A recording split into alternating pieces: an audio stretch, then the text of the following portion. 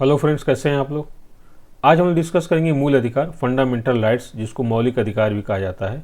और इसका वर्णन संविधान के भाग 3 या पार्ट 3 में किया गया है। अनुच्छेद 12 से लेके अनुच्छेद 35 के मध्य इसका वर्णन किया गया है। तो इस टॉपिक पे हम लोग डिस्कस करेंगे। इसके पहले हम लोगों ने डिस्कस किया हुआ है वो है नागरिकता, और उसके पहले हम लोगों ने संविधान की प्रस्तावना के बारे में डिस्कस कर लिया है। तो आपको उससे रिलेटेड कोई भी क्वेश्चन हो या कोई क्वेरी हो या कोई सजेशन हो तो आप कमेंट बॉक्स में दे सकते हैं, ठीक है। तो चलिए हम लोग अपने टॉपिक को शुरू करते हैं कि फंडामेंटल राइट्स क्या क्या हैं, ठीक है। तो देखिए, हाइलाइट्स क्या आज के लेक्चर की हैं। तो सबसे पहले देखेंगे कि मूल अधिकारों की परिभाषा क्या है, ठीक है। फिर इनका इतिहास क्या है, फिर भारत में मूल अधिकारों की मांग कब की गई है, फिर इन मूल अधिकारों की विशेषता क्या है, फिर राज्य की परिभाषा क्या होती है, और मूल अधिकारों से असंगत विधियां अगर राज्य बनाता है तो सुप्रीम कोर्ट उस पर क्या एक्शन ले सकता है, या स्वयं उस राज्य द्वारा बनाए गए कानून पर संविधान क्या कहता है, ठीक है। तो इस पर डिस्कस करेंगे। तो सबसे पहले हम लोग देखते हैं कि मूल अधिकारों की परिभाषा क्या है, ठीक है।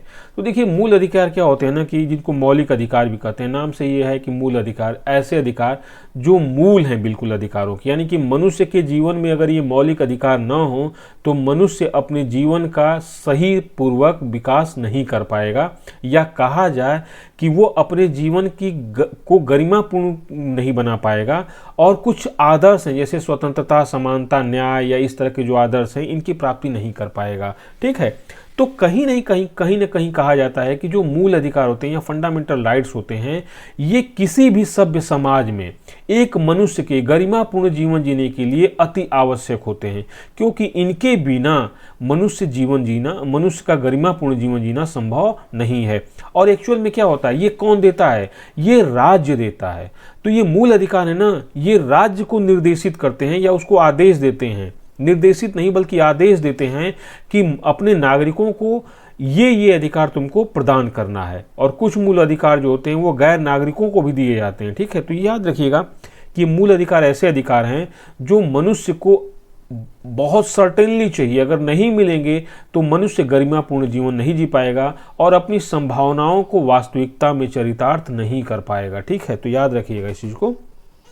फिर हम लोग आते हैं इसकी परिभाषा क्या है। तो देखिए, भारतीय संविधान के भाग 3 में अनुच्छेद 12 से 35 तक मूल अधिकारों का वर्णन किया गया है। ये तो हमारे संविधान में कहा गया था, ठीक है। ये ऐसे मूलभूत अधिकार हैं जिनके बिना किसी व्यक्ति के गरिमापूर्ण जीवन जीने की कल्पना भी नहीं की जा सकती, तथा इसके बिना कोई भी व्यक्ति स्वतंत्रता, समानता व न्याय, यहाँ पे इंपॉर्टेंट क्या है, स्वतंत्रता, समानता व न्याय जैसे मूल्यों की प्राप्ति भी नहीं कर सकता है।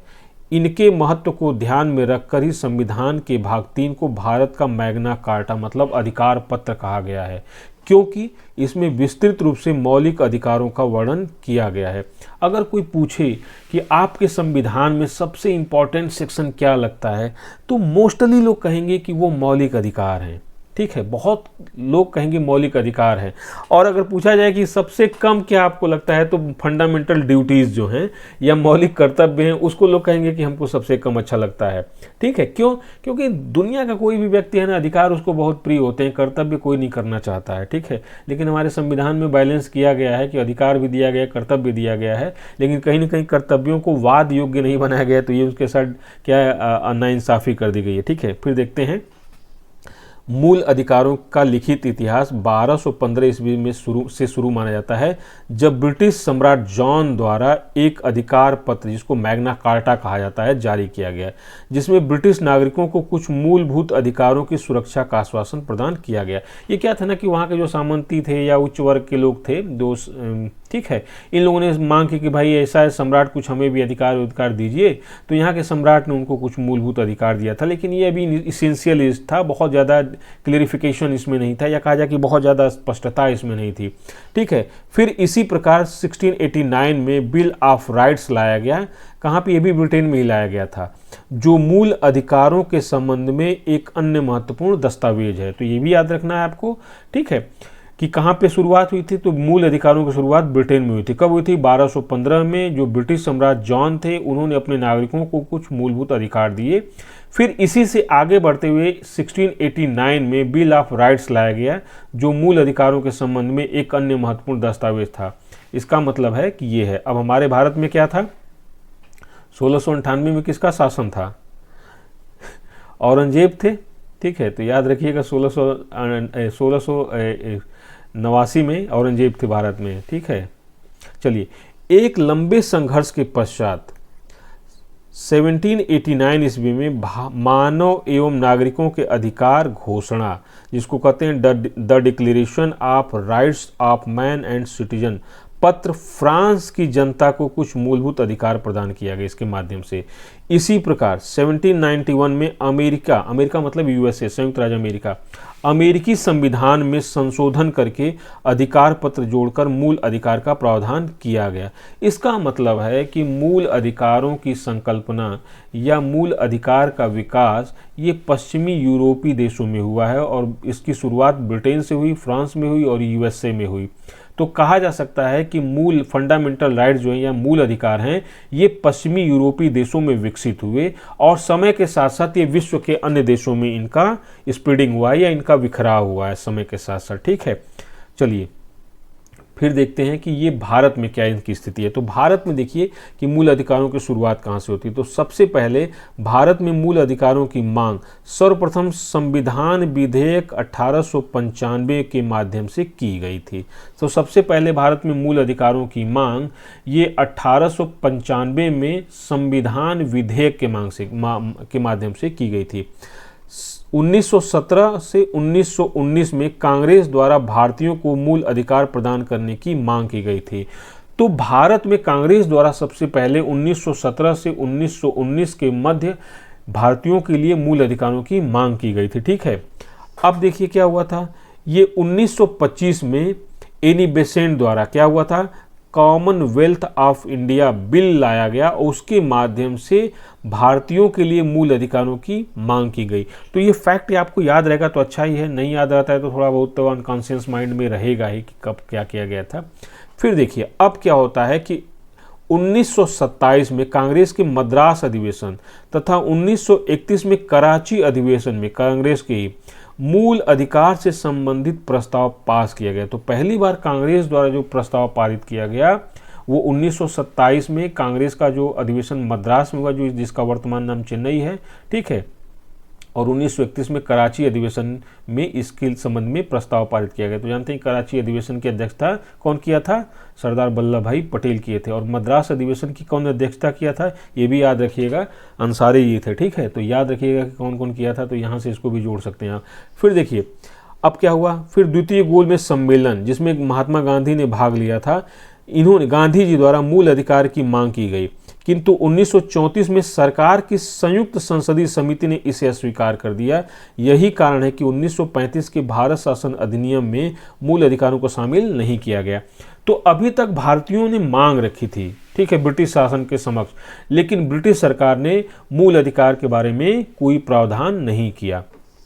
ठीक है, फिर देखते हैं संविधान सभा द्वारा, जब संविधान सभा का गठन किया गया था 1946 में, 9 दिसंबर 1946 में संविधान सभा की पहली बैठक होती है, फिर 11 दिसंबर 1946 में दूसरी बैठक होती है। तो संविधान सभा का जब गठन कर दिया गया तो इसमें क्या हुआ कि मूल अधिकार तथा अल्पसंख्यक अधिकार के संबंध में एक परामर्श समिति बनी, जिसके अध्यक्ष कौन थे, सरदार वल्लभ भाई पटेल थे, में एक परामर्श समिति का गठन किया गया।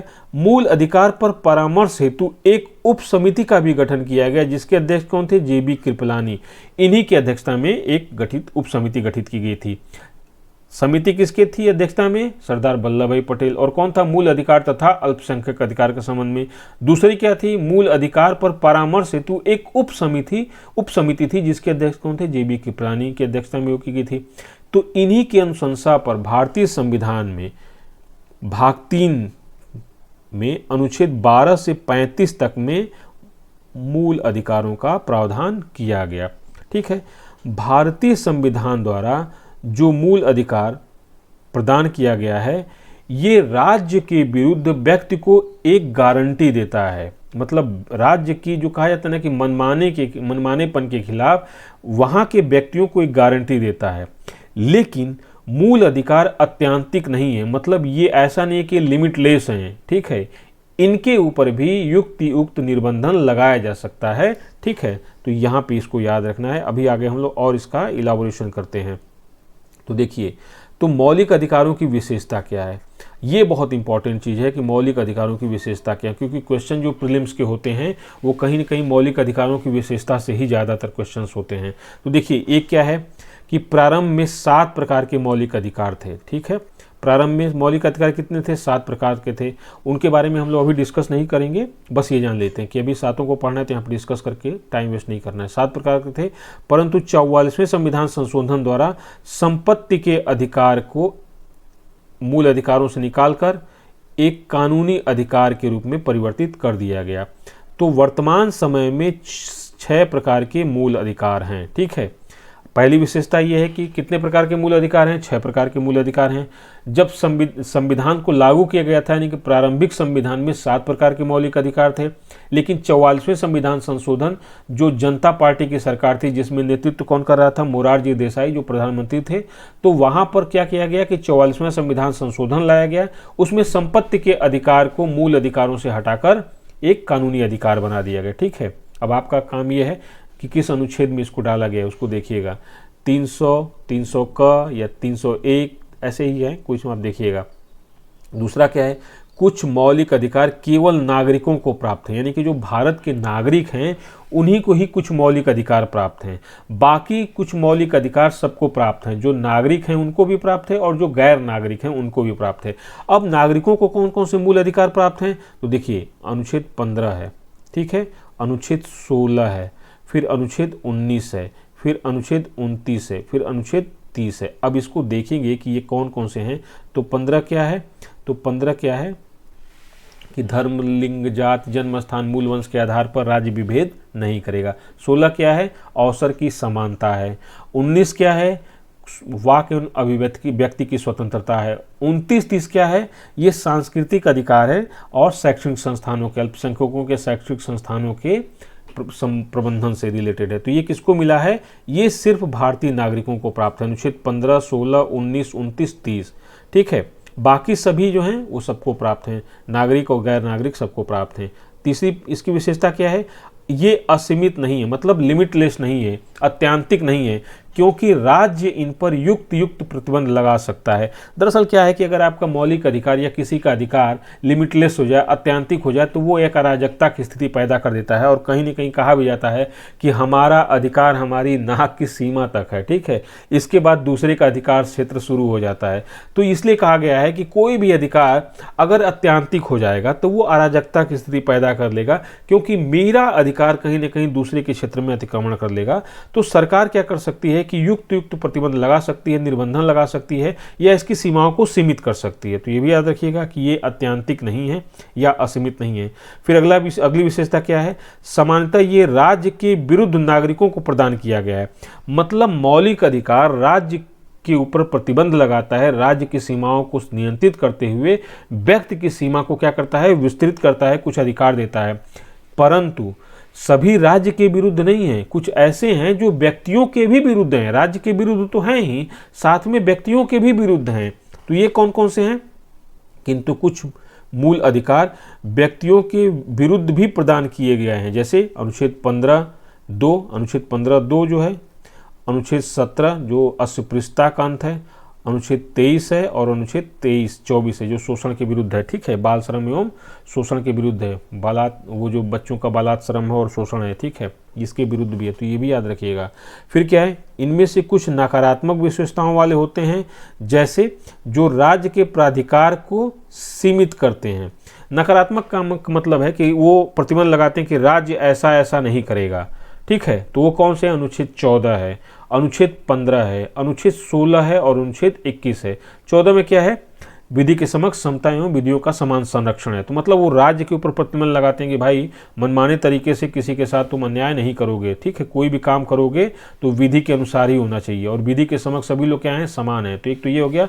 फिर वही बताए कि राज्य जो है धर्म, जाति, लिंग, जन्म स्थान, मूल वंश के आधार पर अपने नागरिकों के साथ भेदभाव नहीं करेगा। अनुच्छेद 16 क्या है, लोक नियोजन में अवसर की समानता है, और ये क्या है, 21 क्या है, प्राण एवं दैहिक स्वतंत्रता है। ठीक है, तो इसको याद रखना है हमको कि ये अधिकार है।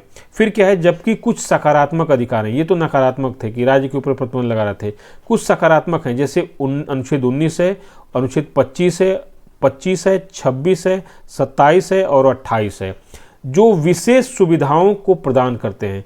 ये व्यक्ति को कहते हैं कि भाई तुम ये कर लो, तुम ये कर लो, तुम ये कर लो। ठीक है, जैसे वाक एवं व्यक्तिक स्वतंत्रता देते हैं, स्वतंत्रता प्रदान करते हैं अनुच्छेद 19। 25 से 28 क्या है, धार्मिक स्वतंत्रता है कि मैं जो मेरा मन हो उस धर्म को मानूं, मैं पूजा पद्धति जो अच्छी लगे उस तरह का करूं। ठीक है, फिर धर्म के प्रचार प्रसार के लिए, धर्म के उन्नयन के लिए मैं जो काम अच्छा हो करूं। ये सब क्या है, सकारात्मक है।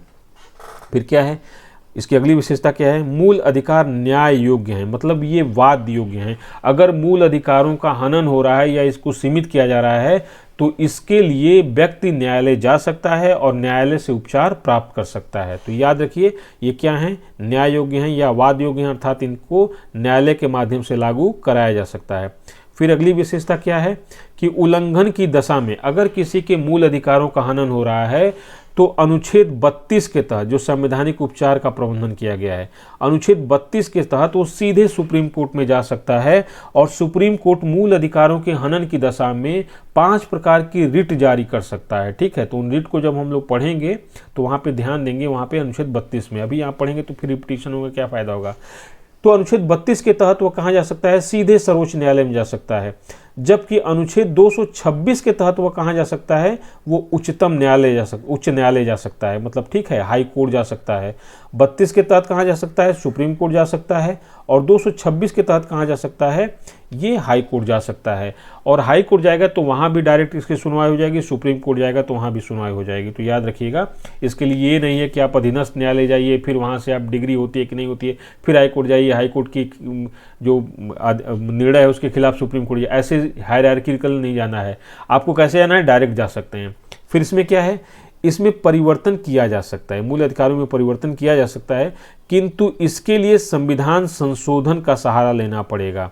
ठीक है, मूल अधिकारों में संसद परिवर्तन कर सकती है, संशोधन कर सकती है, लेकिन इसके लिए अनुच्छेद 368 के अंतर्गत संविधान का संशोधन करना होगा। और याद रखिएगा, कोई भी संशोधन करने के पहले आपको ये याद रखना है, यानी कि संसद को यह याद रखना है कि इससे संविधान के मूल ढांचे की अवधारणा क्षति ना पहुंचे उसको, या मूल ढांचे की अवधारणा प्रभावित ना हो, तो ये भी याद रखना है। फिर क्या है, मूल अधिकार का परित्याग नहीं किया जा सकता है। मतलब कोई व्यक्ति कहे जो भारत का नागरिक है कि मैं अपना मूल अधिकार छोड़ता हूँ, तो ये नहीं पॉसिबल है। उसको मूल अधिकार दिया गया है लेकिन वो उसका परित्याग नहीं कर सकता है। यूएस में व्यक्ति परित्याग कर सकता है, लेकिन भारत में व्यक्ति मूल अधिकार का परित्याग नहीं कर सकता है। तो याद रखिएगा कि भारत में अगर कोई व्यक्ति पैदा है या भारत में कोई विदेशी आ रहा है जो गैर नागरिक है और भारत में कह दे कि मैं अपने मूल अधिकार का परित्याग करता हूँ, तो ये पॉसिबल नहीं है, याद रखिएगा। मतलब ये फेविकोल का जोड़े चिपका हुआ है, छोड़ेगा नहीं कभी। फिर क्या है, राष्ट्रीय आपात के काल, ठीक है, राष्ट्रीय आपात काल के दौरान, ठीक है, जो अनुच्छेद 352 के तहत लगाया जाता है, इसके दौरान, राष्ट्रीय आपात के दौरान अनुच्छेद 20 और अनुच्छेद 21 में जो प्रावधान किया गया है प्राण एवं दैहिक स्वतंत्रता, इसको छोड़ के, ठीक है, इसको छोड़ के, ठीक है, मतलब ये उस समय निलंबित किया जा सकता है को छोड़कर, ठीक है, 20 से 21 को छोड़कर पूरे मूल अधिकार को क्या किया जा सकता है, निलंबित किया जा सकता है। तो याद रखिएगा कि राष्ट्रीय आपात के समय जो अनुच्छेद 352 के तहत लगाया गया है, ये क्या हो सकता है, अनुच्छेद 20 और अनुच्छेद 21 को छोड़कर बाकी मूल अधिकारों को निलंबित किया जा सकता है। और वो भी क्या है, युद्ध या बाह्य आक्रमण, जिसको विदेशी आक्रमण कहा जाता है, के आधार पर यदि राष्ट्रीय आपात लगता है तो अनुच्छेद 19 द्वारा प्रदान मूल अधिकार स्वतः ही निलंबित हो जाते हैं। परंतु सशस्त्र विद्रोह, जिसको आंतरिक आपातकाल कहा जाता है, कि काल में इन्हें स्थगित नहीं किया जा सकता। जैसे मूल संविधान था ना, उसमें क्या था कि युद्ध या बाह्य आक्रमण तथा आंतरिक अशांति था, ठीक है, आंतरिक अशांति था। तो इंदिरा गांधी ने आंतरिक अशांति के आधार पे ही जून 1975 में इमरजेंसी ला दी। तो बाद में संशोधन करके ये कहा गया कि भाई आंतरिक अशांति को हटाकर सशस्त्र विद्रोह को डाल दिया गया और कहा गया कि यदि युद्ध और विदेशी आक्रमण के कारण जो राष्ट्रीय आपात लगाया जाता है अनुच्छेद 352 के तहत, तो 20 और 21 किसी भी रूप में निलंबित नहीं होंगे। बाकी क्या हो जाएंगे, बाकी जो मौलिक अधिकार हैं वो निलंबित हो जाएंगे। लेकिन अगर सशस्त्र विद्रोह के आधार पर अगर लगाया गया है तो अनुच्छेद 19 को निलंबित नहीं किया जाएगा। ठीक है, तो ये याद रखिएगा। फिर क्या है, सशस्त्र बलों, अर्धसैनिक बलों, पुलिस बलों, गुप्तचर संस्थाओं और ऐसी ही सेवा से संबंधित सेवाओं के क्रियान्वयन पर संसद प्रतिबंध आरोपित कर सकती है। ठीक है, तो याद रखिएगा। फिर क्या है, ऐसे क्षेत्रों में भी इनका क्रियान्वयन रोका जा सकता है जहां सैन्य शासन प्रभावी हो, जैसे मलेक्ट्री शासन लगा हुआ है तो वहां पे भी मौलिक अधिकारों के इम्प्लीमेंटेशन को रोका जा सकता है।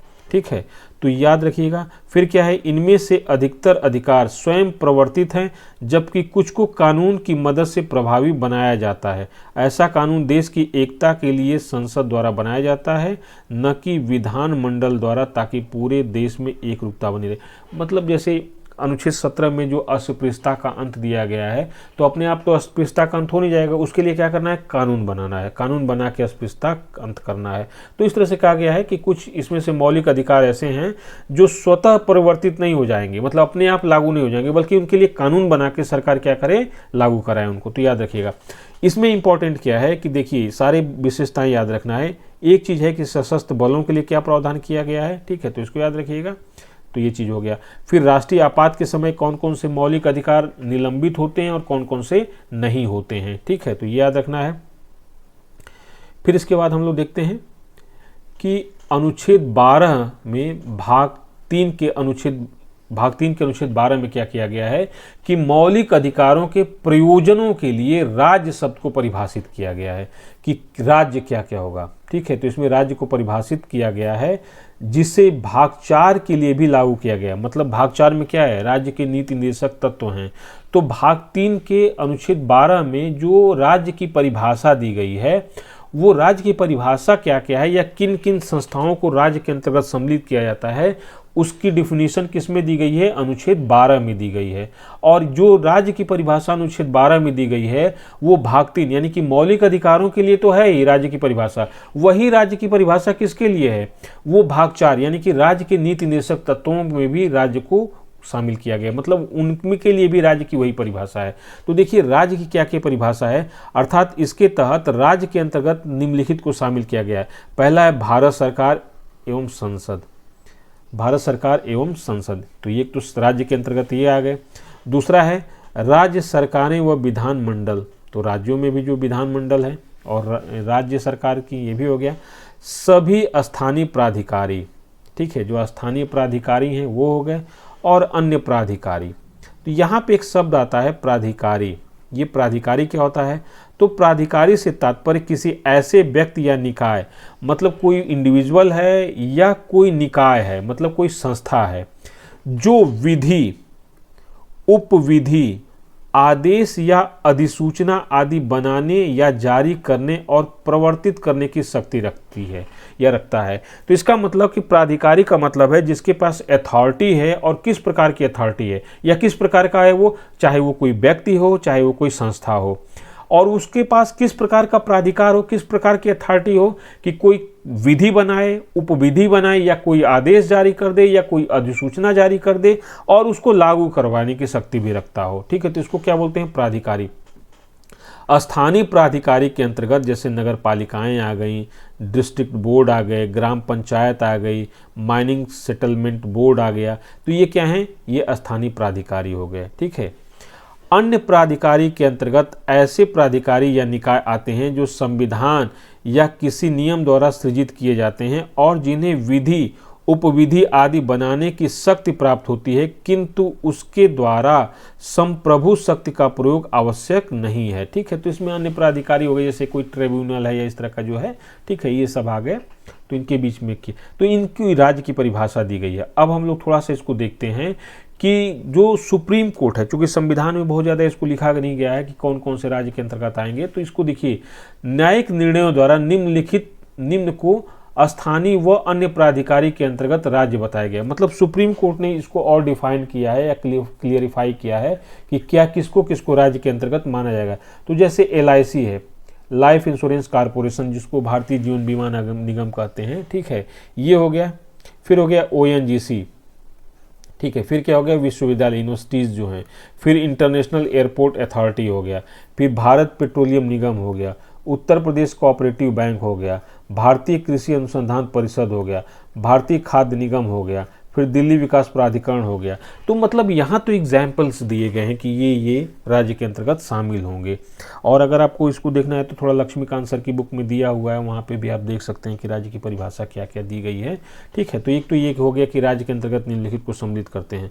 एक आता है कि किनको किनको राज्य के अंतर्गत सम्मिलित नहीं किया जाएगा। तो यहाँ पे देखते हैं निम्न को राज्य नहीं माना गया, मतलब इसको राज्य की परिभाषा में शामिल नहीं किया गया है। जैसे संवैधानिक एवं संसदीय अध्ययन संस्थान जो है, मतलब जो इस तरह के संस्थान है जो संवैधानिक एवं संसदीय अध्ययन करते हैं, उन संस्थानों को।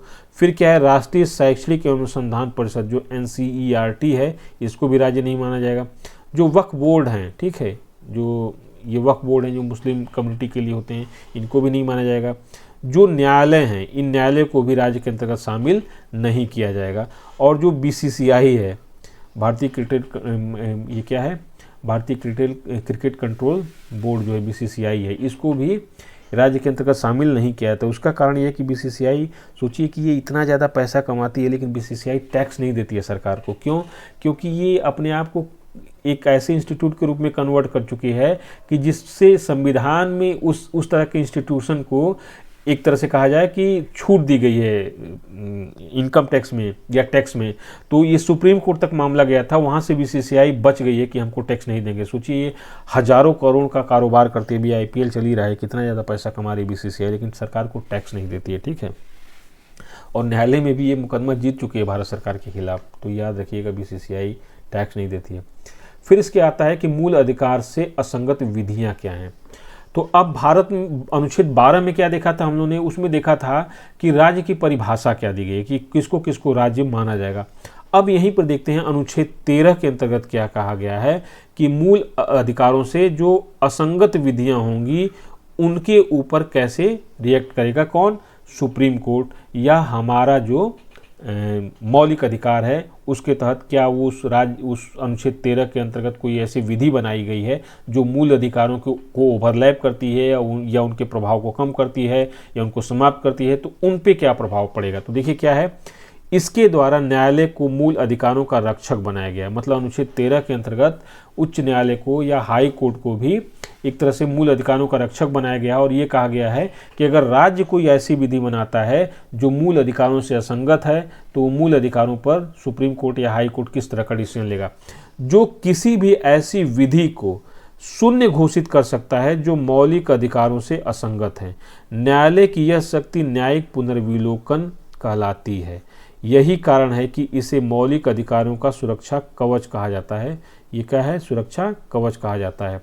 न्यायिक पुनर्विलोकन की शक्ति उच्चतम न्यायालय अनुच्छेद 32 के तहत तथा उच्च न्यायालय अनुच्छेद 226 के तहत प्राप्त करता है, ठीक है। यानी कि न्यायिक पुनर्विलोकन की शक्ति उच्चतम न्यायालय को अनुच्छेद 32 के तहत तथा उच्च न्यायालय को अनुच्छेद 226 के तहत प्रदान किया गया है, ठीक है, याद रखिएगा। अब इसमें देखते हैं अनुच्छेद 13A क्या कहता है, संविधान पूर्व विधियों, मतलब जब संविधान लागू किया गया उसके पूर्व की विधियों, तथा अनुच्छेद 13(2) संविधान पश्चात विधियों के बारे में उपबंध करता है। तो यहाँ पे याद रखना है कि अनुच्छेद 13A में ऐसा प्रावधान है कि जो संविधान के पूर्व की विधियां हैं, और अनुच्छेद 13(2) में संविधान के लागू होने के पश्चात की विधियों के बारे में कहा गया है। अब देखिए क्या कहता है, अनुच्छेद 13A के अनुसार संविधान के लागू होने के ठीक पूर्व भारत में प्रवृत्त ऐसी सभी विधियां जो भाग 3 के उपबंधों से असंगत हैं। मतलब संविधान बनने के पहले ऐसी वो विधियां जो संविधान लागू होने के बाद जो मौलिक अधिकार हैं उनसे असंगत हैं, वो क्या हो जाएंगी, अब शून्य हो जाएंगी, ठीक है। यानी कि संविधान लागू होने के पहले जो विधि थी, कुछ ऐसी विधि रही होंगी कि जो मौलिक अधिकारों से असंगत हैं, अब वो क्या हो जाएंगी, शून्य घोषित हो जाएंगी या शून्य हो जाएंगी। भीखाजी बनाम मध्य प्रदेश वाद में सुप्रीम कोर्ट ने आच्छादन का सिद्धांत प्रतिपादित किया, ठीक है। आच्छादन का मतलब होता है कि जो किसी को क्या कर ले, ढक ले। आच्छादन का सिद्धांत प्रतिपादित किया। इसके अनुसार मूल अधिकार से असंगत पूर्व की विधियां संविधान लागू होने पर मूल अधिकारों से आच्छादित हो जाती हैं और सुषुप्तावस्था में चली जाती हैं। सुषुप्तावस्था का मतलब क्या है, डॉर्मेंट फेज में चली गई, कि मतलब पूरी तरह से समाप्त तो नहीं हुई लेकिन निष्प्रभावी हो गई। जैसे हम लोग देखते हैं ना कि एक व्यक्ति होता है, जागृत व्यक्ति होता है। जागृत व्यक्ति का मतलब है बिल्कुल एक्टिव है। एक होता है जो सुषुप्तावस्था मतलब सो रहा है, तो उसके बारे में क्या है कि वो जागृत अवस्था में तो नहीं है, कंप्लीटली एक्टिव तो नहीं है, लेकिन मरा भी नहीं है। वो क्या है, सुषुप्तावस्था में। तो वैसे ही है, वो विधि समाप्त तो नहीं हो जाएगी लेकिन वो क्या हो गई है, आच्छादित हो गई है मौलिक अधिकारों से, वो डॉर्मेंट फेज में चली गई है। ठीक है, आच्छादन हटते ही वह पुनर्जीवित हो जाती है। जैसे मौलिक अधिकार का आच्छादन हटेगा तो फिर से वो विधि क्या हो जाएगी, अपने प्री सिचुएशन में आ जाएगी, पूर्ववर्ती अवस्था में आ जाएगी। आच्छादन का सिद्धांत संविधान पूर्व तथा संविधान पश्चात दोनों प्रकार की विधियों पर लागू होता है। मतलब जो संविधान लागू होने के पहले की विधियां थी उन पे भी आच्छादन का सिद्धांत लगता है, और संविधान बनने के बाद अगर कोई इस तरह की विधि बनी है तो उस पर भी आच्छादन का सिद्धांत लग जाएगा। वो भी क्या हो जाएगी, असंगत की मात्रा तक सुषुप्तावस्था में चली जाएगी। इसे ग्रहण का सिद्धांत भी कहा जाता है। जैसे आप देखते हैं ना, सूर्य ग्रहण चंद्र ग्रहण का देखते हैं ना, तो उसी को ग्रहण का सिद्धांत। अब सूर्य ग्रहण की स्थिति क्या होती है, जैसे आपने देखा होगा सूर्य ग्रहण में क्या होता है, ये मान लेते हैं कि ये सूर्य है और ये पृथ्वी है। जब सूर्य और पृथ्वी के बीच में चंद्रमा आ जाता है तो इसको क्या बोलते हैं, इसको बोलते हैं सूर्य ग्रहण। क्यों, क्योंकि जो चंद्रमा है ये सूर्य को क्या कर देता है, आच्छादित कर लेता है। सूर्य को नहीं बल्कि सूर्य के प्रकाश को आच्छादित कर लेता है और पृथ्वी पर पहुंचने से रोक देता है। तो जब तक चंद्रमा सूर्य और पृथ्वी के बीच में रहेगा तब तक क्या है, आच्छादन है, तब तक क्या है, वो ग्रहण की स्थिति है। लेकिन जैसे ही चंद्रमा हटेगा तो सूर्य की किरणें पृथ्वी पर क्या होने लगेंगी, डायरेक्टली पड़ने लगेगी। इसी तरह से ये तो सूर्य ग्रहण की स्थिति हो गई। एक होता है चंद्र ग्रहण की स्थिति। चंद्र ग्रहण की स्थिति क्या है कि मान लीजिए ये पृथ्वी है, ये सूर्य है और इधर की तरफ क्या है, ये चंद्रमा है। तो अब सूर्य की किरणें क्या होती हैं, डायरेक्ट पृथ्वी पड़ेंगी, लेकिन चंद्रमा पे सूर्य की किरणें नहीं पड़ेंगी। तो अभी क्या हो जाता है, ये पे चंद्र ग्रहण हो जाता है। लेकिन जैसे ही बीच की सिचुएशन से पृथ्वी थोड़ा सा अलग हटेगी तो तुरंत क्या हो जाएगा, यहाँ पे चंद्रमा पे सूर्य की किरणें पहुंचने लगेंगी। तो इसी को कहते हैं आच्छादन या ग्रहण की स्थिति। ठीक है, तो ये देख लिया हम लोग ने।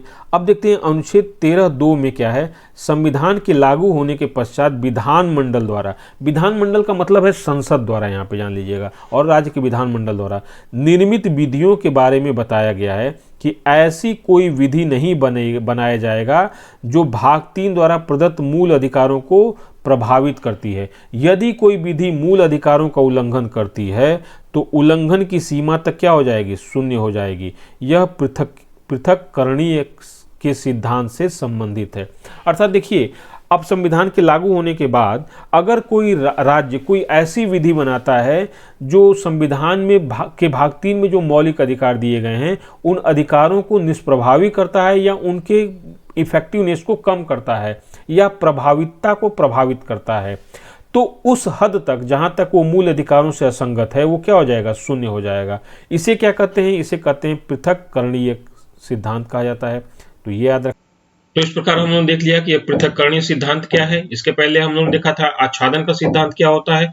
तो अभी तक के लेक्चर में हम लोग देखा है कि मूल अधिकारों को विकास कैसे हुआ था, इसकी अवधारणा वास्तव में क्या है और किन किन भारत में क्या किन किन को राज्य माना गया अनुच्छेद 12 के तहत। फिर अनुच्छेद 13 के तहत इसको हम लोगों ने देखा कि मूल अधिकारों से अगर असंगत कोई विधि है तो वो किस प्रकार निष्प्रभावी हो जाएगी या शून्य घोषित हो जाएगी। तो इसको हम लोगों ने देखा है। अब हम लोग का जो अगला इसमें टॉपिक है वो ये है कि भारतीय संविधान में कितने प्रकार के मूल अधिकारों का वर्णन किया गया है। ठीक है, तो देखिए भारतीय संविधान में अभी वर्तमान समय में 6 प्रकार के मौलिक अधिकार प्रदान किए गए हैं। ठीक है, वो कितने प्रकार के हैं, वो 6 प्रकार के मौलिक अधिकार प्रदान किए गए हैं। हालांकि जब संविधान लागू हुआ था या जो कहा जाता है कि प्रारंभिक संविधान की जो प्रावधान थे उसमें 7 प्रकार के मौलिक अधिकारों को शामिल किया गया था, लेकिन 44वें संविधान संशोधन 1978 द्वारा ये क्या किया गया कि इसमें से एक मौलिक अधिकार को समाप्त कर दिया गया और वो कौन था, वो था संपत्ति का मौलिक अधिकार। तो इस समय संपत्ति के मौलिक अधिकार को समाप्त कर दिया गया है, उसे एक कानूनी प्रावधान के रूप में परिवर्तित कर दिया गया है। और आपसे मैं पूछा भी था कि आप बताइएगा कि वो किस अनुच्छेद के तहत डाला गया है। ठीक है, 300, 300 क, 301, आप सोचिएगा जरा। ठीक है, फिर दीजिएगा कमेंट बॉक्स में इसका उत्तर। तो इस समय क्या है, भारतीय संविधान में 6 प्रकार के मौलिक अधिकार है, जिसमें पहला है समता का अधिकार, इसका वर्णन अनुच्छेद 14 से 18 के मध्य में किया गया है। दूसरा है स्वतंत्रता का अधिकार, इसका वर्णन अनुच्छेद 19 से 22 के तहत किया गया है। तीसरा है शोषण के विरुद्ध अधिकार, इसका वर्णन अनुच्छेद 23 से 24 के मध्य किया गया है। चौथा है धर्म की स्वतंत्रता का अधिकार, इसका वर्णन अनुच्छेद 25 से 28 के मध्य किया गया है। पांचवा है संस्कृति और शिक्षा संबंधित अधिकार, इसका वर्णन अनुच्छेद 29 से 30 के मध्य किया गया है। और छठा है संवैधानिक उपचारों का अधिकार, जिसका वर्णन अनुच्छेद 32 में किया गया है। तो अभी हम लोगों ने मौलिक अधिकार की मूल अवधारणा, इसके इतिहास, भारत में इस संविधान 12 अनुच्छेद 13, 12 और अनुच्छेद 12 के तहत और अनुच्छेद 13 के तहत क्या प्रावधान किए गए हैं, इसके बारे में देखा। अब जो अगला लेक्चर हम लोग का होगा वो इन सभी 6 प्रकार के मौलिक अधिकारों के ऊपर हम लोग डिस्कस करेंगे। तो इस डिस्कशन में हम लोग बहुत अच्छी तरीके से इन मौलिक अधिकारों को बहुत डिटेल में डिस्कस करेंगे, ताकि यूपीएससी में जो भी क्वेश्चंस आते हैं, चाहे प्री में हो चाहे मेंस में हो, उनको बहुत अच्छी तरीके से हम लोग करने में सक्षम हो। तो अभी का टॉपिक हम लोग समाप्त करते हैं, फिर मिलते हैं नेक्स्ट डे। और हम लोग का नेक्स्ट टॉपिक होगा वो होगा समता का अधिकार, जो अनुच्छेद 14 से 18 के मध्य में वर्णित है। चलिए, थैंक यू।